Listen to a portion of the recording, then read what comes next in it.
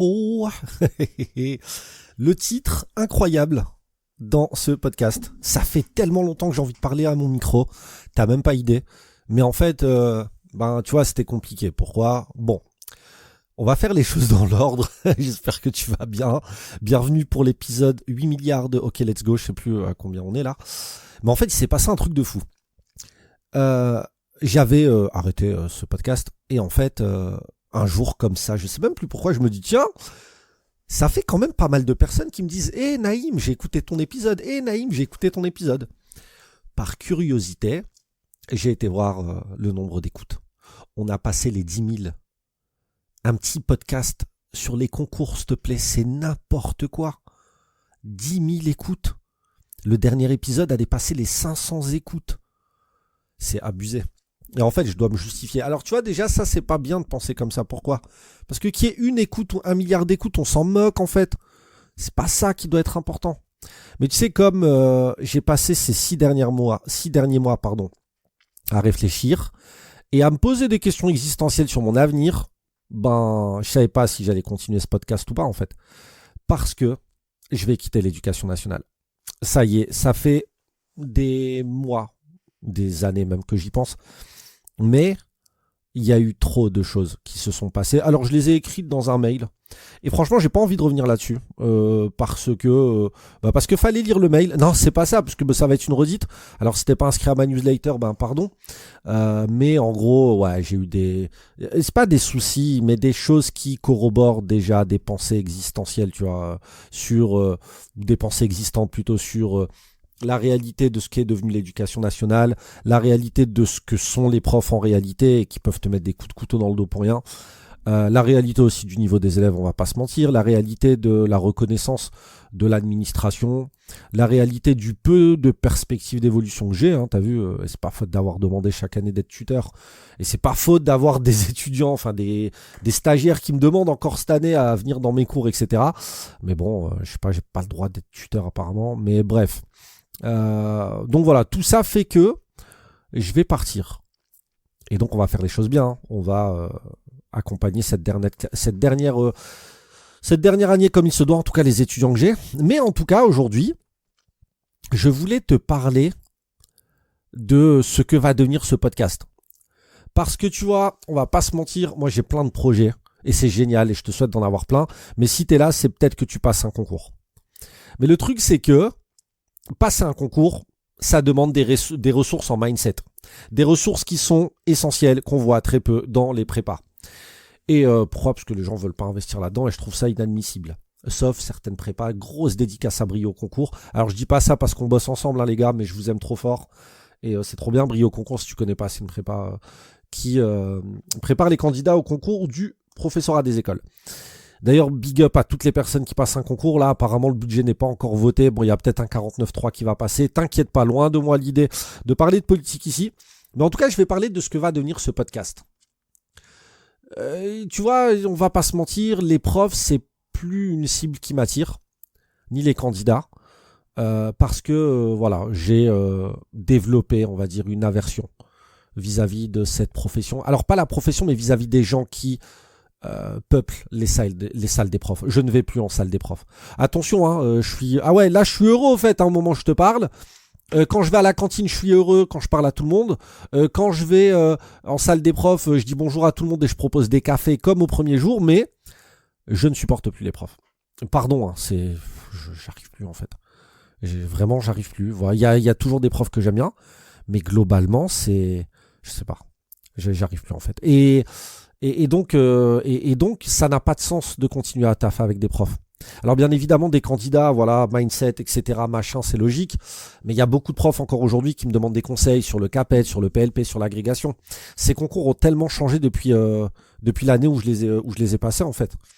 Donc ça serait présomptueux de considérer que j'ai encore des conseils à vous donner sur le savoir, en tout cas sur la méthodologie de concours.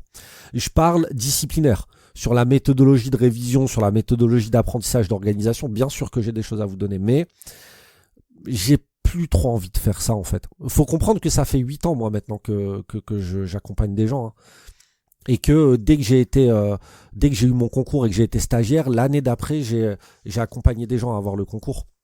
Parce que j'ai fait partie d'un dispositif avec des amis qui m'ont préparé au concours, et à charge à celui qui a le concours de former à son tour, quoi. L'idée était trop bien, ça se passait le samedi et le dimanche. Et quand j'y pense, c'est une dinguerie quand même. Je vais te raconter un truc. T'as vu c'était pas une association, c'était une bande de potes. Tu vois, un truc tout simple. Une bande de potes. Donc en fait, on accompagnait des personnes, on accompagnait même des personnes de l'ESPA à l'époque qui étaient au bout de leur slip, mais genre vraiment, hein, tu vois, ils en pouvaient plus. Et ils nous disaient que voilà, ils étaient pas très très bien préparés, pas très très bien suivis, qu'on leur donnait des ressources et qu'on leur expliquait pas trop comment les exploiter, etc. Et en fait, ils venaient chez nous pour nous demander si on pouvait les accepter, s'ils pouvaient se former avec nous. Et nous, on acceptait, tu vois, enfin voilà. Donc c'est-à-dire que quelque part, on a quand même contribué à l'augmentation des résultats de l'ESP de où je viens. Et ben un jour, j'ai été convoqué par l'inspecteur et il m'a posé la question suivante: est-ce que votre association est communautaire? Je sais pas si tu te rends compte de la violence du truc, en fait. C'est-à-dire que moi, je passais mes samedis et mes dimanches, bénévolement, à préparer des personnes en reconversion professionnelle. L'inspecteur entend parler de ce dispositif puisque ça commençait à faire du bruit. On appelait ça l'association, l'asso, même si c'était pas une asso, hein. Et d'ailleurs, je vais dire un truc, elle existe toujours apparemment. Alors moi, je suis plus dans cette asso, je suis resté. Mais c'est même pas une asso, hein. Je sais même pas si on s'est constitué en asso, il me semble que non. Et en fait, donc on commence à faire parler de nous parce que chaque année, on a de plus en plus de candidats, etc. Et moi-même, j'en ai profité et j'ai rendu l'appareil pendant 2 ou 3 ans, je sais plus exactement. On m'a demandé si c'était une association communautaire. La seule question qu'on m'a posée: est-ce que vous êtes une asso communautaire? J'ai halluciné. Moi, je pensais que l'inspecteur, il allait me dire, voilà, c'est bien ce que vous faites. Est-ce qu'on pourrait pas envisager des partenariats parce que nous, on a la ramasse à l'INSPE, etc. À l'ESP à l'époque. Encore faut-il le reconnaître, mais parce que c'est vrai. Moi, je te dis que moi, j'ai pas fait la prépa de l'ESP. À l'époque, ça s'appelait l'ESP. Moi, j'ai passé le concours en candidat libre grâce à ces personnes-là. Mais il y a des gens qui nous envoyaient des messages, c'était des appels au secours. C'était de la détresse profonde. C'était tout le mal que tu peux imaginer sans être préparé, mais avec des personnes qui peuvent parfois te mettre la pression. Moi, je reprends leur dire, hein, je sais pas si c'était effectivement le cas, tu vois, mais l'inspecteur m'a demandé si c'était une association communautaire. Moi qui rêvais d'être formateur, parce que j'étais super naïf, tu vois, quand j'ai eu mon concours et qu'après j'ai passé le master MEF et que j'ai été major de promo et que j'ai eu 40 sur 40 en notes pédagogiques et que j'ai passé l'agrégation, moi naïvement, je pensais que j'allais prétendre à des classes prépa ou que j'allais prétendre à l'ESP à l'époque pour être formateur. Quand j'ai proposé mes services, on m'a rionné. Et j'ai même pas été chercher mon master quand j'y pense. Faudrait que j'y aille. Mais bon, il existe plus, je pense qu'il a été détruit. Mais en tout cas, la violence du truc. C'est chaud quand même, hein, de dire des trucs comme ça. Bref, et c'est comme ça que ma méthode est née. Et donc, de ta difficulté ou de ton échec, tu peux en faire un truc super joli. Et franchement, merci les gars de pas m'avoir pris parce que ça se trouve, j'aurais pas pu former des profs sur tout le territoire national, en ligne, outre-mer, etc. Et j'aurais pas pu, comment dirais-je, développer ce que j'ai développé et puis peut-être que ma présence en ligne aurait été proche de zéro finalement parce que j'ai commencé les vidéos YouTube justement pour rediriger vers mes formations à la base. C'était mon objectif était double, hein, c'était de donner des conseils, rassurer les profs et également si on pouvait aller plus loin avec certains profs, c'était sympa. Alors ça a été une aventure entrepreneuriale hors du commun, ma méthode. Vraiment, j'ai appris tellement de choses. Et en fait, c'est génial, tu vois, parce que on va pas se mentir, les profs du second degré, c'est pas la cible la plus lucrative, on va dire. On va prendre les choses d'un point de vue marketing. Un prof dans le secondaire. Alors, les profs du premier degré, vous êtes une espèce à part. Hein. Non, mais vraiment, vous êtes incroyable. Vous investissez toujours sur vous. Vous faites des trucs, vous partagez. Bref, les profs du second degré, qui font beaucoup de choses aussi, et je les salue, hein, vraiment. Je vais certainement pas cracher à la gueule des profs, même si j'ai du mal avec les profs. Il faut pas cracher dans la soupe quand même. Et il y a beaucoup de profs qui qui font, qui ont l'enthousiasme que j'avais quand j'ai commencé finalement. Et ça fait plaisir à voir, tu vois. Mais moi, là, je l'ai plus. Et en fait, on va pas se mentir, d'un point de vue marketing, les profs sont la pire cible possible. Que tu travailles bien ou pas, ça change rien à ton taf. Donc, t'as la sécurité de l'emploi. Tu t'en fous d'avoir des outils pédagogiques à ta disposition dans ta salle de classe. On va pas se mentir. Même si certains, sont animés par l'envie de mieux faire. Mais en gros, Enfin, voilà, tu t'en moques. Et puis, il faut te former sur tes fonds propres, avec du temps qui t'est déjà pris avec le travail, etc. Donc, disons que la douleur que je proposais de résoudre avec ma méthode, elle n'était pas assez forte. Et donc, tu vois, ça a été un bon complément de revenu. Mais à un moment donné, j'envisageais d'en faire mon métier à plein temps, mais en fait, j'avais pas compris une chose. L'objectif de ma méthode, c'était avant tout d'essayer humblement d'inspirer les gens. C'était pas tant d'en faire un métier à part entière. Et je vais pas te mentir, ça m'a permis de développer de telles compétences. Création de contenu, vidéo, montage, podcast, copywriting, création de formation, marketing, etc., etc. Incroyable, tenir une newsletter, bref, c'est ouf en fait. Et en fait, toutes ces compétences, je les ai maintenant et je peux les mettre à profit de n'importe lequel de mes projets. Et tu sais quoi, j'ai lancé un projet en septembre.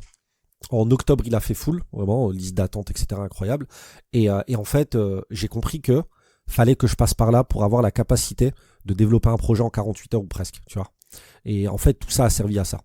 Ma méthode, ça a servi aussi à avoir des retours extraordinaires des profs. Franchement, même là, ce matin, j'ai envoyé un mail, je quitte l'éducation nationale, mais le nombre de mails que j'ai reçus de soutien, de messages, je mérite pas ça, hein, tout le monde. Franchement, vous êtes ouf. Donc déjà, ça c'est dingue, on a fait plein de rencontres. Et puis, tu sais, ce qui me donne aussi envie d'arrêter, c'est quoi? C'est que, je sais pas si tu as suivi ma newsletter, mais ça, je le dis dans le mail, tu vois, je vais t'en reparler rapidement. Y a une personne qui me contacte et qui voulait absolument que je rencontre ses élèves à Marseille. Et cette personne-là, ensuite, elle a souhaité, elle m'avait contacté, mais elle a souhaité faire le bootcamp que j'avais proposé sur la méthodologie de concours, etc. Et en fait, cette personne-là, je suis passé du meilleur prof au pire lorsqu'elle n'a pas eu son concours. Pourquoi? Parce que je lui ai fait passer un oral et objectivement, il n'y avait rien, tu vois, avec d'autres collègues. Et enfin, d'autres candidates plutôt. Et on a été en mode jury, tu vois, on essaie de comprendre ce que tu fais, mais à la fin, dans le débriefing, on est bienveillant. Et bien évidemment, un jury, il est froid. Ça veut pas dire qu'il est méchant, mais il est froid. Il peut pas montrer ses émotions, etc. Il est stoïque. Moi, je me souviens quand j'ai passé le CAPET ou l'agrégation, quand je suis rentré dans la salle de classe, c'était une salle de classe, je dis bonjour avec un grand sourire. Limite, je me souviens, une des jurys, elle m'a même pas regardé. Elle a même ricané un moment quand je parlais, je m'en souviendrai toute ma vie. Mais bref, il faut pas forcément jouer le rôle du jury méchant, mais un jury n'a pas le droit de montrer ses émotions, etc. Et du coup, c'est ce genre de jury qu'on a fait avec les candidats et ça fait 8 ans que ça faisait 8 ans que j'accompagnais des personnes à des concours, quels qu'ils soient, hein, de la fonction publique. Et donc, je pense avoir un peu de bouteille quand même. Et donc, j'ai reproposé à cette candidate-là qui partait très loin. Elle savait même pas ce que c'était un rapport de jury. Enfin, c'est pas grave, hein, c'est juste pour te donner l'étendue de son savoir. Réussi à avoir les écrits, c'est très très bien. Et puis, quand elle a pas eu l'oral, alors que je lui reproposais de faire des oraux, etc., elle a pas voulu. Et du coup, c'était sûr, hein, elle n'a pas le concours. Je dis pas qu'avec moi elle l'aurait eu, mais en l'état, c'était impossible qu'elle l'ait vraiment. Mais il y avait rien en fait. Tu vois, vraiment, il y avait rien.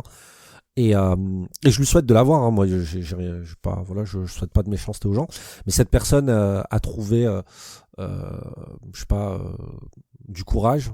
Et en fait, ce qu'elle a fait, c'est qu'elle a diffamé sur mon dos dans un groupe Facebook sur le concours. Et les gens m'aiment bien, donc moi on m'a envoyé les screens, on m'a dit ouais j'ai essayé de te défendre, etc. Et la modératrice du concours, du groupe n'a pas voulu effacer le message. Apparemment cette personne-là prépare aussi des gens au KPLP et du coup je lui souhaite d'avoir plein de clients. S'il faut passer par l'injustice pour avoir de l'argent, franchement je préfère être pauvre. Mais en tout cas voilà ce qui s'est passé. Et ça aussi ça a fait un petit tournant, tu vois. Bon, il s'est placé plein de trucs au lycée. J'ai été convoqué par le proviseur, l'inspecteur qui me sort ça. Le fait que à chaque année je demande d'être tuteur, on veut pas. Le fait que dans mon lycée, j'ai accompagné une personne à l'agrégation et aujourd'hui c'est limite si elle a pas fait un signalement me concernant. Enfin, en fait, je veux pas épiloguer là-dessus parce qu'on s'en moque. Mais tout ça pour te dire que il y a beaucoup de choses qui se sont enchaînées, tu vois, et qui font que j'ai plus envie de travailler avec des profs, et donc du coup j'ai plus envie d'être dans cet environnement-là, vraiment que je trouve de plus en plus malsain, dans lequel je trouve que la liberté d'expression est de plus en plus réduite. Et du coup, qu'est-ce qu'on va faire de ce podcast ? En fait, moi, j'aime trop le mindset, tu vois. J'aime trop le mindset, j'aime trop l'entrepreneuriat. Et ok, let's go, ça fait sens, en fait. Vas-y, bouge-toi. Peu importe ton projet. T'as envie de passer ton concours, ok, let's go. T'as envie de faire une reconversion professionnelle, ok, let's go. D'ailleurs, je me dis un truc. Moi, je vais quitter le navire. J'ai déjà monté en réalité. Je te mens pas à mon activité. Une autre activité. D'ailleurs, je tiens à te dire une chose. J'ai 7 activités en tout. Ça veut pas dire que je suis riche, hein, loin de là. Mais j'ai 7 activités en tout qui me permettent de quitter l'éducation nationale. Mais ça fait 8 ans que j'entreprends sur Internet maintenant. Tu vois, ça s'est pas fait du jour au lendemain. Mais par contre, celle qui a le plus marché, c'est celle qui nécessitait des compétences qu'il fallait développer pendant 8 années. Tu vois ce que je veux dire ? Et donc c'est trop bien, tu vois, de pouvoir faire ça, vive Internet. Mais ça se trouve, tu vois, moi je vais quitter le navire et je vais accompagner des profs à en faire autant. Parce que crois-moi, les mails que j'ai reçus, les profs, ça va pas. Hein. Alors attention, il y en a beaucoup qui vont bien, etc. Et tant mieux, et on a besoin d'aller bien dans ce métier, c'est super important. Mais combien par mail m'ont dit, j'ai l'impression que c'est de pire en pire, que c'est pas de la méritocratie, mais c'est de l'idiocratie. Enfin bref, on m'a dit des choses assez troublantes. Tu vois, moi il y a une personne qui m'a écrit, alors je vais pas la citer bien évidemment, mais je retrouve le mail parce que ça a fortement marqué. Elle m'a dit ceci. C'est le système de la médiocratie. Et c'est un proviseur qui me l'a avoué en off, t'imagines ? Proviseur qui dit ça, quoi, c'est ouf. Donc moi je suis triste parce que j'aime la France. Et une éducation qui va mal, c'est un pays qui va mal. Et en fait, je te le dis comme je le pense, j'ai pas envie que ça s'effondre avec moi dedans, tu vois, parce que ça va s'effondrer les gars, hein, on va pas se mentir. Mais j'ai pas envie que ça s'effondre avec moi. Donc je vais partir avant. Et je vais te dire aussi un truc que je pense, et pardon si tu m'écoutes et si t'es concerné. Il y a aucune personne à la retraite dans l'éducation nationale qui m'a fait rêver. Personne. Il y a personne qui est aux abords de la retraite et je me suis dit, quand même, hein, cette personne a l'air bien dans sa tête, elle a l'air bien épanouie. Ben non, en fait. Et encore une fois, j'ai beaucoup de respect pour les profs et d'empathie pour eux. On nous a lessivés, les mecs. Mais vraiment. Et du coup, faut que je parte. Là, j'ai l'occasion de partir. Et donc, qu'est-ce que va devenir ce podcast ? Je sais pas. Est-ce qu'on va parler d'entrepreneuriat ? Je sais pas. Est-ce que déjà, ça te dirait de continuer de m'écouter ? Tu vois, c'est la question. Peut-être que non, hein. Peut-être que voilà, c'était une phase avec des concours, on a fait ce qu'on avait à faire et maintenant, bonne continuation. Mais tu vois, par exemple, l'épisode où j'ai fait le plus d'écoute, c'est sur la procrastination, ça n'a rien à voir avec les concours en fait. Et je me dis, tu sais quoi, ok, let's go. Peut-être que je vais te parler une fois par semaine au micro et ça n'aura rien à voir avec, je parlais français, ça n'aura rien à voir avec les concours. Et en même temps, tout se lie, tu vois. Si tu as besoin de mindset pour tes projets, etc., pour ton concours ou que sais-je, pour faire du sport ou que sais-je. Donc voilà, moi j'ai énormément de projets. Il y en a là, je peux pas t'en parler maintenant. Il y a certains projets, c'est secret, mais je te jure que j'ai des projets, t'es même pas, des trucs qui me sont venus là sur moi comme ça. Bim, bonjour Naïm, mais je peux pas t'en parler. Mais j'ai hâte de pouvoir t'en parler. Ça va arriver très bientôt. Mais j'ai un projet, laisse tomber. T'es prêt, tu t'en fous. Mais moi, laisse tomber. L'un des plus importants projets de ma vie. Et non, je suis pas enceinte, les gars. Calme-toi. Enfin voilà, donc moi je veux que tu saches un truc, c'est que je vais continuer de te parler. Ça sera pas sur les concours, mais j'espère que tu vas kiffer. Et je suis heureux, voilà, c'est ça que je dois te dire. L'adversité est le plus grand accélérateur du développement de soi. Et donc vraiment, si ça va pas, c'est peut-être quand on est dos au mur qu'on se bouge le plus. Et attends, je te fais une petite parenthèse pour te rendre compte la dinguerie. Je viens de faire les bulletins de mes premières années de BTS. Avec eux, j'ai une matière qui s'appelle digitalisation. Et franchement, je trouve que ça défonce. On leur apprend à créer un site internet sur WordPress ou une boutique en ligne sur PrestaShop. Qui utilise PrestaShop en 2026, j'en sais rien. Mais voilà, je trouve que l'idée, elle est pas mal en soi, tu vois. Il n'y a pas internet depuis octobre. J'ai dû faire j'ai dû venir en cours et les regarder dans le blanc des yeux 2 heures chaque groupe par semaine, parce qu'on n'avait pas internet. Et sans internet, je peux pas. D'ailleurs, tout le monde n'a pas de PC, donc demander de ramener des PC, etc., c'est une inégalité. Et c'est, une inégalité de traitement. Je peux pas faire ça, tu vois. J'ai pas le droit de faire ça. Il y en a qui n'ont pas d'ordinateur. Bien évidemment, le lycée n'en a pas assez pour en fournir à chacun des étudiants. Et donc là, pendant quasiment un semestre, parce que ça date depuis octobre quand même, j'ai regardé mes étudiants dans le blanc des yeux et je devais être là. Et j'ai raté un jour 1 heure parce que ma voiture est en panne.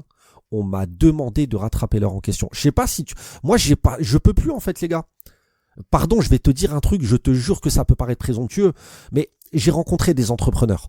Là, j'interviens en tant que coach dans plusieurs écosystèmes d'entrepreneurs, ça marche très fort, etc., etc. Les gars, je vaux mieux que ça, pardon. Et il y a plein de profs qui valent mieux que ça en réalité. Et c'est pas normal. Et quand t'as des personnes qui viennent te voir, oui, on a fait remonter l'info, j'ai eu un mail officiel, mais bon sang, on est à la ramasse.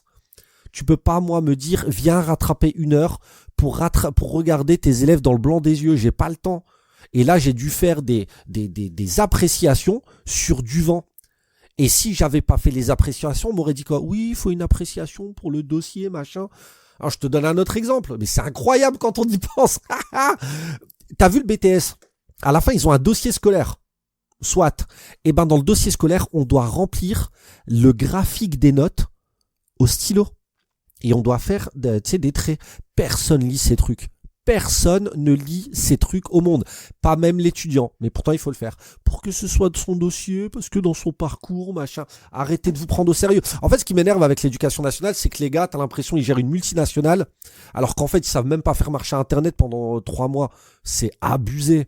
Je me suis fait taper sur les doigts parce que j'ai mis trop de chauffage dans mon préfabriqué. Je sais pas si tu te rends compte la dinguerie. Non, franchement, c'est chaud.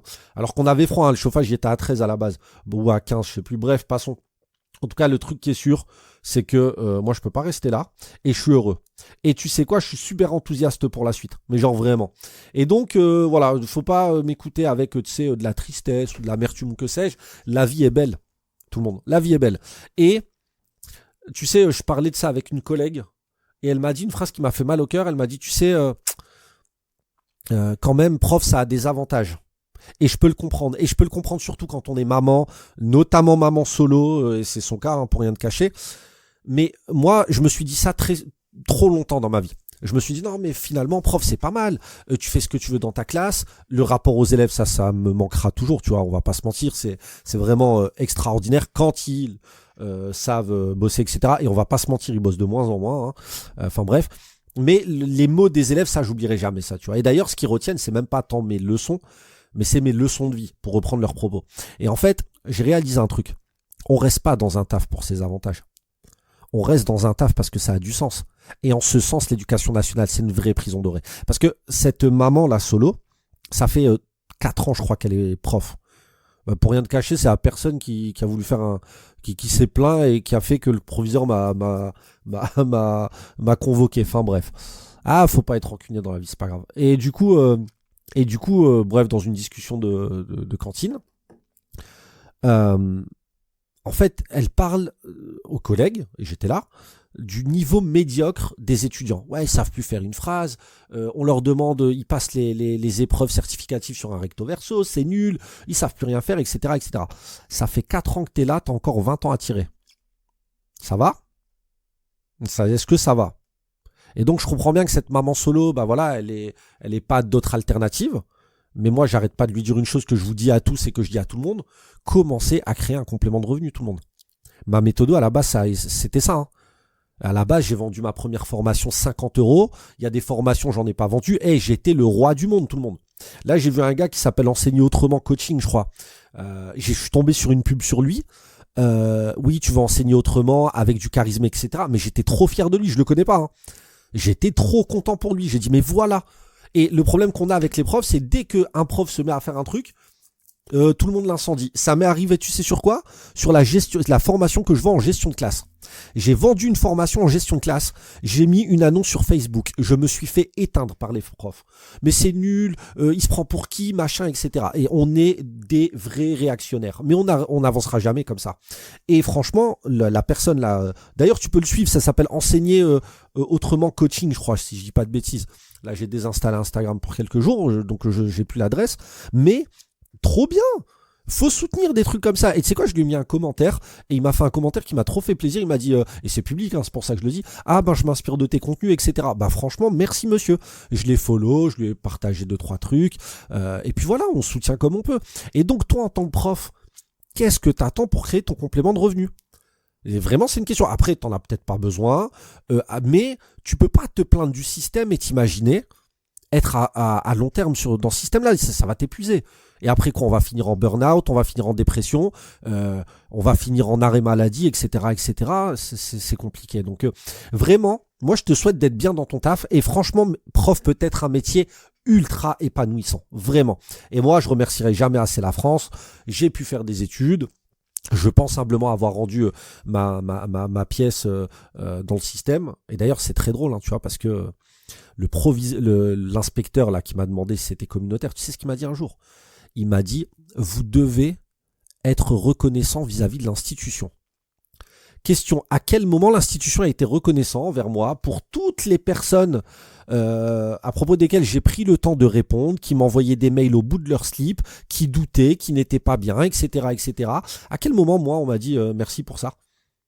À quel moment le système a reconnu ça? Parce qu'on va pas se mentir, écouter les profs rendre détresse, à la base, c'était pas mon taf. Hein. C'était pas mon taf, c'est le taf du système normalement. Mais le système ne prend pas le temps de faire ça finalement, tu vois, et c'est méga triste quand même. Et donc ouais, 10 ans de bons et loyaux services. J'ai un ami qui s'appelle Fatih, qui lui aujourd'hui fait autre chose, il est parti dans un autre ministère. Et en fait lui-même il a été prof 10 ans. Et il m'a dit 10 ans ça y est là je sature et je vais arrêter. Et moi aussi. Sauf que je suis super serein, enfin je sais pas comment t'expliquer. Et en fait tu sais, j'ai une collègue qui s'appelle Hélène. Elle est prof d'histoire et franchement elle est géniale. Pourquoi elle est géniale? Parce qu'elle a pas de stéréotypes sur les élèves. Je l'ai eu en conseil de classe, on avait des classes en commun. La manière avec laquelle elle parlait des STMG, j'étais très fier d'elle en fait, et j'étais très content. Parce que oui, ils sont sympas pour des STMG, franchement on en a marre, mais bref, passons. Et un jour elle parle et elle dit, elle explique que sa sœur, ou je sais plus qui, a démissionné 2 ans après avoir eu l'agrégation, sur un coup de tête. Je crois que c'était un gars.